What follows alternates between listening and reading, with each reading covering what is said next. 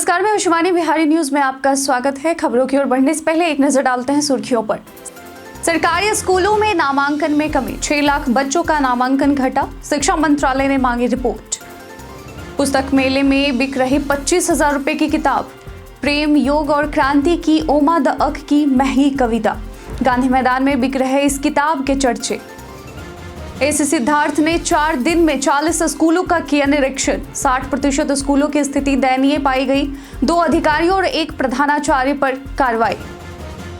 16 दिसंबर भारत की ऐतिहासिक विजय, पाकिस्तानी सेना ने 93,000 सैनिकों के साथ किया समर्पण। यह दिन हर साल विजय दिवस के रूप में मनाया जाता है। विराट कोहली के बल्लेबाजी पर सवाल, सुनील गावस्कर ने दी विराट को सलाह, गावस्कर ने सचिन का दिया उदाहरण। अब चलिए बढ़ते हैं बिहार के शाम तक की बड़ी खबरों की ओर विस्तार से। बिहार के सरकारी स्कूलों में पहली से 8वीं कक्षा तक के नामांकन में भारी गिरावट आई है। वर्ष 2022-23 की तुलना में 2023-24 में 6 लाख से अधिक बच्चे नामांकन से वंचित हुए हैं। पहली से 5वीं कक्षा में 6,27,355 बच्चों का नामांकन घटा, जबकि पहली से 8वीं कक्षा तक कुल 9 लाख से अधिक बच्चों का नामांकन कम हुआ है। 2022-23 में कुल 1.88 यानी 1,88,00,000 नामांकन दर्ज हुए थे, जो 2023-24 में घटकर 1,79,00,000 रह गए हैं। शिक्षा मंत्रालय ने इस गिरावट की समीक्षा के लिए राज्य शिक्षा विभाग से रिपोर्ट मांगी है। बिहार की राजधानी पटना के गांधी मैदान में चल रहे पुस्तक मेले में एक किताब चर्चा का विषय बनी हुई है, जिसका नाम है महंगी कविता। यह किताब 352 पन्नों की है, जिस पर सोने की परत चढ़ी हुई है और कवर मखमली है। इसकी कीमत 25,000 रुपए है। लेखक ओका द अक ने इस किताब में प्रेम, शहरीकरण, माँ बाप और अन्य अहम विषयों पर कविताएं लिखी हैं। ओका द अक भारतीय मूल के हैं, लेकिन यूरोप में रहते हैं। उन्होंने पहले अध्याय में बताया है कि उनकी कविताएं क्यों महंगी हैं, जैसे महंगी प्रेमी की नींद और क्रांति की आग। बिहार के लोक सेवा आयोग बीपीएससी की TRE 3 परीक्षा में पेपर लीक मामले में आयोग ने 3 कोचिंग संस्थानों की संलिप्तता का खुलासा किया है। आर्थिक अपराध इकाई ने सोमवार को यानी आज प्रेस कॉन्फ्रेंस में जानकारी दी कि इन कोचिंग संस्थानों के खिलाफ कार्रवाई की जा रही है। आर्थिक अपराध इकाई के DIG मानवजीत सिंह ने बताया कि इन कोचिंग संस्थानों के संचालकों को गिरफ्तार करने के लिए कोर्ट से वारंट लिया जाएगा। इसके अलावा अगले 2 हफ्ते में 400 अभ्यर्थियों के खिलाफ चार्जशीट भी दायर की जाएगी। यह मामले में सख्त कानूनी कार्रवाई की जा रही है। बिहार सिविल कोर्ट द्वारा क्लर्क पदों पर भर्ती के लिए आवेदन 20 सितंबर से 20 अक्टूबर तक चली थी। अब इस भर्ती के तहत परीक्षा 22 दिसंबर 2024 को आयोजित की जाएगी। उम्मीदवार अपने एडमिट कार्ड आधिकारिक वेबसाइट districts.ecourts.gov.in या पटना पर जाकर डाउनलोड कर सकते हैं। प्रवेश पत्र में परीक्षा केंद्र, शिफ्ट और शहर की जानकारी होगी। कुल 7,692 पदों पर भर्ती की जा रही है, जिसमें क्लर्क के 3,325, स्टेनोग्राफर के 1,562, कोर्ट रीडर के 1,132 और प्यून या ऑर्डरली के 1,673 पर पद शामिल हैं। यदि उम्मीदवार अपना रजिस्ट्रेशन नंबर या पासवर्ड भूल गए हैं तो वे वेबसाइट पर दिए गए विकल्प से इसे पुनः प्राप्त कर सकते हैं।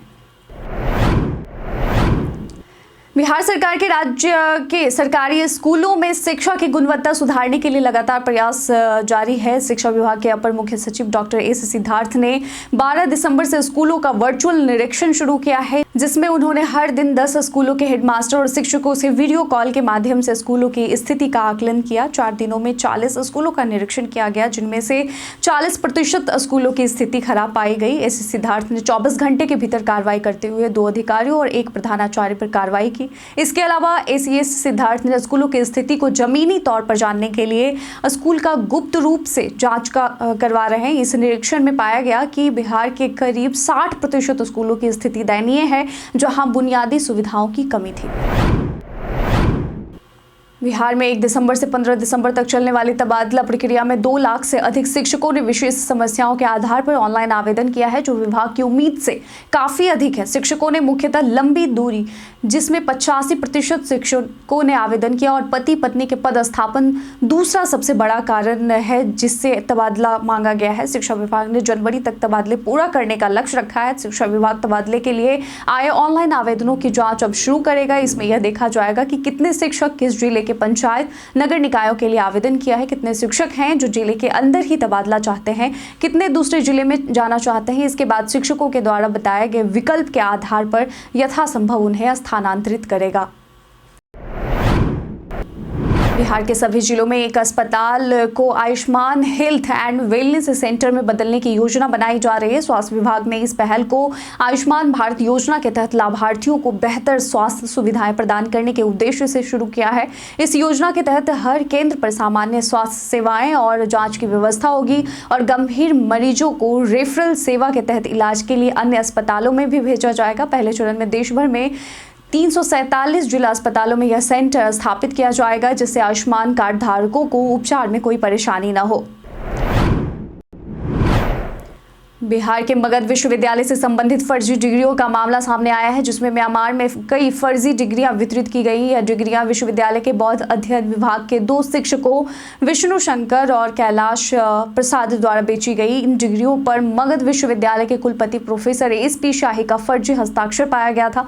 इस मामले के बाद मगध विश्वविद्यालय ने थाने में प्राथमिकी दर्ज कराई है, जिसमें दोनों शिक्षकों को आरोपित किया गया है। इस घोटाले को लेकर विश्वविद्यालय प्रशासन ने कड़ी कार्रवाई करने के निर्देश दिए हैं और पुलिस जांच कर रही है। नालंदा जिले के पावापुरी स्थित पद्म सरोवर इस शीत ऋतु में प्रवासी पक्षियों के आगमन से एक जीवंत पर्यावरण में बदल गया है। साइबेरिया, मंगोलिया, चीन और हिमालयी क्षेत्रों से आने वाले पक्षी जैसे Siberian crane, Pintail, bar headed गुज और ग्रे हेरॉन यहाँ शरण लेते हैं। यह तालाब अब जैन धर्म के 24वें तीर्थकर भगवान महावीर की अंतिम संस्कार भूमि के अलावा एक महत्वपूर्ण पक्षी अभ्यारण्य बन चुका है। इसके आसपास के वातावरण को संरक्षित करने के लिए मंदिर प्रबंधन सक्रिय है। स्थानीय विशेषज्ञों का कहना है कि यहाँ के शांत जलवायु और प्राकृतिक विविधता ने इसे पक्षियों के लिए आदर्श स्थान बना दिया है। बिहार में 25,000 से अधिक पासपोर्ट आवेदकों के आवेदन ECR यानी इमिग्रेशन चेक रिक्वायरमेंट और नॉन ECR पासपोर्ट की सही जानकारी न होने के कारण फंस गए हैं। क्षेत्रीय पासपोर्ट कार्यालय ने बताया कि इन आवेदकों से शैक्षिक प्रमाण पत्र मांगे जा रहे हैं। ECR पासपोर्ट केवल मजदूरों के लिए होता है, जबकि नॉन ECR पासपोर्ट सामान्य नागरिकों को मिलता है, जिसके लिए शैक्षणिक प्रमाण पत्र जरूरी होते हैं। पासपोर्ट आवेदन करने के लिए केवल सरकारी वेबसाइट passportindia.gov.in और पासपोर्ट सेवा ऐप का इस्तेमाल करना चाहिए। क्षेत्रीय पासपोर्ट अधिकारी स्वधा रिजवी ने इस अंतर को समझने की अपील की है। 16 दिसंबर 1971 को भारतीय सेना की वीरता के कारण पाकिस्तान की सेना ने आत्मसमर्पण किया और बांग्लादेश को स्वतंत्रता मिली। यह युद्ध 13 दिनों तक चला और भारत ने इस युद्ध में शानदार जीत दर्ज की। पाकिस्तानी सेना के प्रमुख जनरल A नियाजी ने भारतीय सेना के सामने 93,000 सैनिकों के साथ सरेंडर किया। इस युद्ध में भारतीय सेना के करीब 4,000 जवान शहीद हुए। फील्ड मार्शल मानिक शॉ और प्रधानमंत्री इंदिरा गांधी के नेतृत्व में भारतीय सेना ने विजय हासिल की और ढाका में पाकिस्तान की सेना ने आत्मसमर्पण किया। यह दिन हर साल विजय दिवस के तौर पर मनाया जाता है। मुजफ्फरपुर में नए साल के जश्न की तैयारियों के बीच उत्पाद विभाग ने बड़ी कार्रवाई की और विदेशी शराब की 109 कार्टून की खेप बरामद की। विभाग को गुप्त सूचना मिली थी, जिसके आधार पर देवरिया थाना क्षेत्र में एक ट्रक को रोका गया। इस मामले में 3 लोगों को गिरफ्तार किया गया है और पुलिस उनसे पूछताछ कर रही है। यह कार्रवाई बिहार में शराबबंदी के बावजूद शराब को रोकने के लिए की गई है। विभाग ने इसे सतर्कता और सख्त कार्रवाई का परिणाम बताया है। बिहार में आगामी विधानसभा चुनाव से पहले प्रमुख राजनीतिक दलों में महिलाओं को लुभाने की होड़ मची हुई है। जनसुराज पार्टी के प्रशांत किशोर ने सस्ता ऋण और प्रतिनिधित्व का वादा किया। वहीं राजद नेता तेजस्वी यादव ने महिलाओं को मासिक 2,500 रुपए देने के लिए माई बहिन मान योजना का ऐलान किया। इस तरह की योजनाएं अन्य राज्यों में भी चुनाव जीत का कारण बनी, जैसे छत्तीसगढ़, मध्य प्रदेश, महाराष्ट्र और झारखंड में मुख्यमंत्री नीतीश कुमार की महिला संवाद यात्रा के बाद महिलाओं के लिए बड़े ऐलान की संभावना जताई जा रही है। बिहार में महिला मतदाता निर्णायक भूमिका में है और योजनाओं से उनका वोट बढ़ा है, जैसे कि 2015 के चुनाव में शराबबंदी के वादे के बाद हुआ था। कांग्रेस सेवा दल प्रभारी अफरोज खान ने चुनाव यानी विधानसभा चुनाव को लेकर की गई तैयारियों की जानकारी दी। कांग्रेस ने घोषणा की है कि वह 2025 के विधानसभा चुनाव में पिछली बार 2020 से अधिक सीटों पर चुनाव लड़ेगी, जब पार्टी ने 70 सीटों पर चुनाव लड़ा था। प्रदेश अध्यक्ष ने राजद नेता तेजस्वी यादव के बयान को आगे बढ़ाते हुए कहा कि अगर सरकार बनी तो महिलाओं को 2,500 से अधिक राशि दी जा सकती है। हमारा लक्ष्य सबसे पहले सरकार बनाना है, इस सरकार को उखाड़ फेंकना है। कांग्रेस ने सेवा दल को पार्टी का आधार मानते हुए संगठन को मजबूत बनाने पर जोर दिया। सेवा दल के कार्यकर्ताओं की भूमिका को अहम बताया गया और आगामी विधानसभा चुनाव के लिए तैयारियां पर चर्चा की गई। टीम इंडिया के स्टार बल्लेबाज विराट कोहली पिछले कुछ समय से चौथे और पांचवें स्टंप की गेंदों पर आउट हो रहे हैं, जिससे उनके फैंस निराश हैं। ऑस्ट्रेलिया के खिलाफ ब्रिस्बेन टेस्ट में भी वह सस्ते में आउट हुए और इस सीरीज में यह उनका चौथा मौका था जब उन्होंने स्टंप से बाहर जाती गेंद पर बल्ला लगाया। इस पर पूर्व क्रिकेटर सुनील गावस्कर ने सलाह दी कि विराट को अपने ऑफ साइड खेल पर संयम रखना चाहिए, जैसा कि सचिन तेंदुलकर ने अपनी करियर की एक महत्वपूर्ण पारी में किया था। विराट को इन परिस्थितियों में डिफेंड करना चाहिए और स्कोर करने का दबाव नहीं लेना चाहिए। बीते दिन हमारे द्वारा पूछे गए सवाल का आप लोगों में से बहुत लोगों ने अपना जवाब है कमेंट सेक्शन में लिख कर दिया था। जिन्होंने पूछे गए सवाल का जवाब दिया है उनके नाम है मुटू रंगीला, राम बाबू दास, जितेंद्र ठाकुर, रविशंकर, नौशाद रजा, रंजीत मिश्रा, सुकांत शंकर, मोहम्मद शाकिर हुसैन, रोहित कुमार शानवी गुप्ता। इसके साथ ही बढ़ते हैं आज के सवाल की ओर। आज का सवाल है, आपके विचार में बिहार में होने वाली सरकारी भर्ती परीक्षाओं में पारदर्शिता बढ़ाने के लिए क्या कदम उठाए जा सकते हैं? अपना जवाब हमें कमेंट सेक्शन में लिखकर जरूर बताइएगा। आज के बुलेटिन में बस इतना ही। धन्यवाद।